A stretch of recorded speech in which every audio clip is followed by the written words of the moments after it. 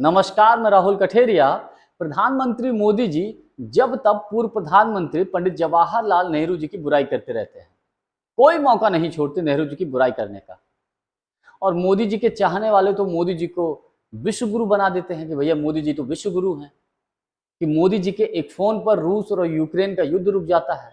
जबकि अभी हाल ही में मोदी जी रूस की यात्रा करके आए तो यूक्रेन के राष्ट्रपति ने कितनी तीखी टिप्पणी की है मोदी जी के बारे में, सोशल मीडिया के तमाम प्लेटफॉर्म पर पड़ी हुई है। लेकिन सोचिए, कल्पना करिए कि जब उन्हीं मोदी जी के सामने पूर्व प्रधानमंत्री पंडित नेहरू जी की कोई तारीफ करे तो मोदी जी पर क्या बीतेगी। और ये तारीफ तब हो जब मोदी जी किसी दूसरी देश की यात्रा पर हों, और जिस देश की यात्रा पर हों उस देश का मुखिया मोदी जी के सामने नेहरू जी की तारीफ कर दे, तब तो और दिक्कत होने वाली है। तो मामला यह है कि मोदी जी अभी हाल ही में ऑस्ट्रिया की विदेश यात्रा करके लौटे हैं। तो मोदी जी जब ऑस्ट्रिया की विदेश यात्रा पर गए तो मोदी जी का वहां पर ऑस्ट्रिया में भव्य स्वागत किया गया। तो मोदी जी के भक्तों को या मोदी जी के चाहने वालों को या मोदी जी को ऐसा लगा कि साहब मोदी जी विश्व गुरु बन गए हैं, मोदी जी की छवि विश्व गुरु की है, तो इसलिए ऑस्ट्रिया ने मोदी जी का इतना भव्य स्वागत किया है। लेकिन मामला तब पलट गया जब ऑस्ट्रिया के चांसलर ने मोदी जी के सामने वहां नेहरू जी की तारीफ कर दी और उन्होंने एक वाकया सुनाया कि कैसे ऑस्ट्रिया आज एक स्वतंत्र देश है। उन्होंने बताया कि ये बात तब की है जब द्वितीय विश्व युद्ध समाप्त हो चुका था और शीत युद्ध की शुरुआत हो चुकी थी। यानी कि शीत युद्ध में एक तरफ सोवियत संघ था, सोवियत संघ के साथ कुछ देश थे, एक तरफ अमेरिका, ब्रिटेन और फ्रांस था। ऐसी स्थिति में ऑस्ट्रिया किसी की तरफ नहीं जाना चाहता था। वो चाहता था कि मैं गुट निरपेक्ष रहूं। लेकिन ऐसा होना ऑस्ट्रिया के लिए बड़ी मुश्किल थी, बड़ा मुश्किल था ऑस्ट्रिया के लिए।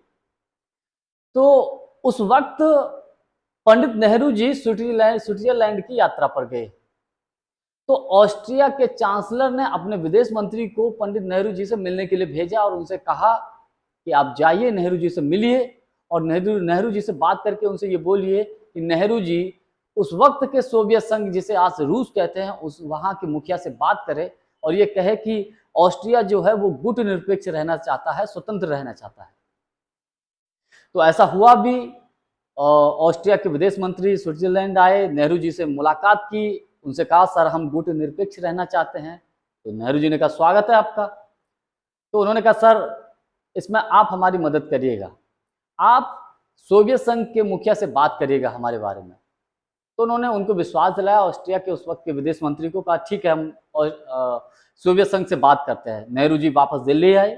दिल्ली से फोन पर उन्होंने उस वक्त के सोवियत संघ के मुखिया से बातचीत की और ये कहा कि ऑस्ट्रिया गुट निरपेक्ष रहना चाहता है।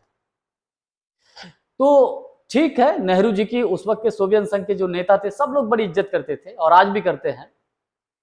तो उन्होंने कहा नेहरू जी आप एक बात बताइए, ठीक है हम ऑस्ट्रिया को गुट निरपेक्ष में मान लेते हैं, लेकिन कल को अगर ऑस्ट्रिया पलट गया तो इसकी गारंटी कौन लेगा। तो नेहरू जी ने कहा इसकी गारंटी हम लेते हैं।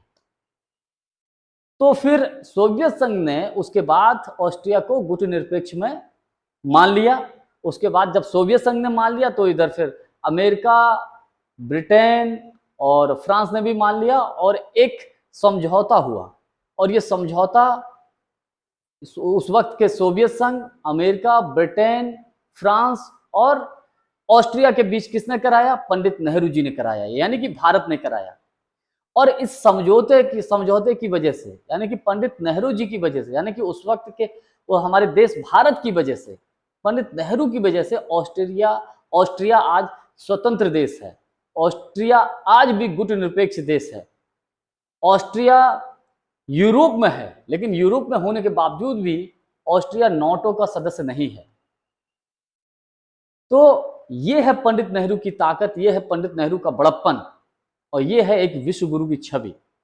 तो मैं ये समझता हूं जब मोदी जी के सामने ऑस्ट्रिया के चांसलर, जिनका नाम है कार्ल नेमर, उन्होंने ये तारीफ की, तो मोदी जी के क्या बीती होगी हम इसको शब्दों में बयान नहीं कर सकते।